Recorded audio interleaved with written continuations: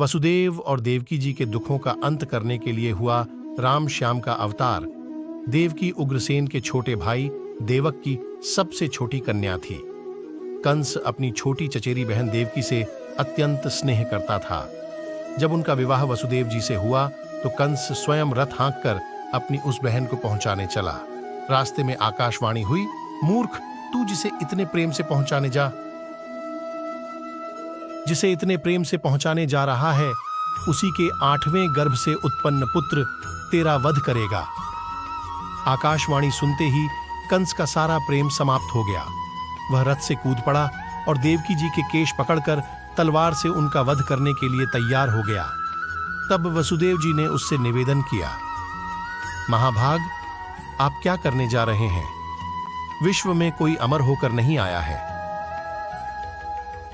आपको स्त्रीवध जैसा जघन्य पाप नहीं करना चाहिए।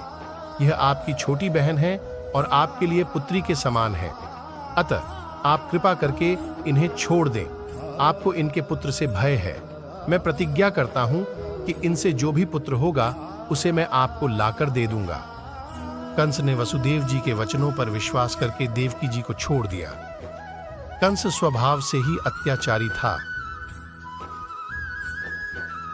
इसलिए उसने अपने पिता उग्रसेन को भी बंदी बनाकर कारागार में डाल दिया था। शासक होते ही उसने अपने असुर सेवकों को स्वतंत्रता दे दी। यज्ञ बंद हो गए। धर्मकृत्य अपराध माने जाने लगे। गौ और ब्राह्मणों की हिंसा होने लगी। समय पाकर देवकी जी को प्रथम पुत्र हुआ। वसुदेव जी अपने वचन के अनुसार उसे लेकर कंस के समीप पहुंचे। कंस ने उनका आदर किया और कहा, इससे मुझे कोई भय नहीं है, आप इसे लेकर लौट जाएं। वहां देवर्षि नारद भी थे। उन्होंने कहा, आपने यह क्या किया? विष्णु ने आपके वध के लिए अवतार लेना है। पता नहीं वह किस गर्भ में आए। पहला गर्भ भी 8वां हो सकता है और 8वां गर्भ भी पहला हो सकता है। देवर्षि नारद की बात सुनकर कंस ने बच्चे का पैर पकड़कर उसे शिलाखंड पर पटक दिया। देवकी चीत्कार कर उठी। कंस ने नव दंपति को तत्काल हथकड़ी बेड़ी में जकड़कर कारागार में डाल दिया और कठोर पहरा बिठा दिया। इसी प्रकार देवकी जी के 6 पुत्रों को कंस ने क्रमशः मौत के घाट उतार दिया। 7वें गर्भ में अनंत भगवान शेष पधारे। भगवान के आदेश से योगमाया ने इस गर्भ को आकर्षित करके वसुदेव की दूसरी पत्नी रोहिणी के गर्भ में पहुंचा दिया। यह प्रचार हो गया कि देवकी जी का गर्भ स्रवित हो गया। देवकी जी के 8वें गर्भ का समय आया। उनका शरीर ओज से पूर्ण हो गया। कंस को निश्चय हो गया कि इस बार जरूर मुझे मारने वाला विष्णु आया है। पहरेदारों की संख्या बढ़ा दी गई। भाद्रपद की अंधेरी रात की अष्टमी तिथि थी। शंख, चक्र, गदा, पद्म, वनमाला धारण किए भगवान देवकी वसुदेव समक्ष प्रकट हुए। भगवान का दर्शन करके माता देवकी धन्य हो गई। पुण्य। भगवान नन्हे शिशु के रूप में देवकी की गोद में आ गए।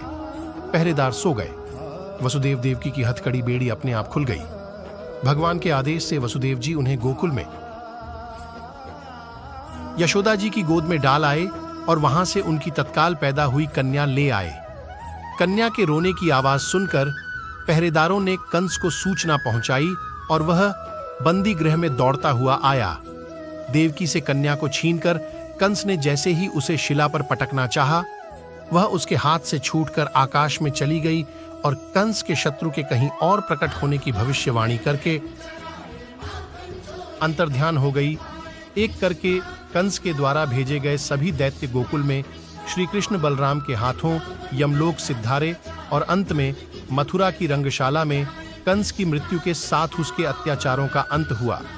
वसुदेव देवकी के जयघोष के स्वरों ने माता देवकी को चौंका दिया और जब माता ने आंख खोलकर देखा तो रामश्याम उनके चरणों में पड़े थे। वसुदेव देवकी दुखों का अंत।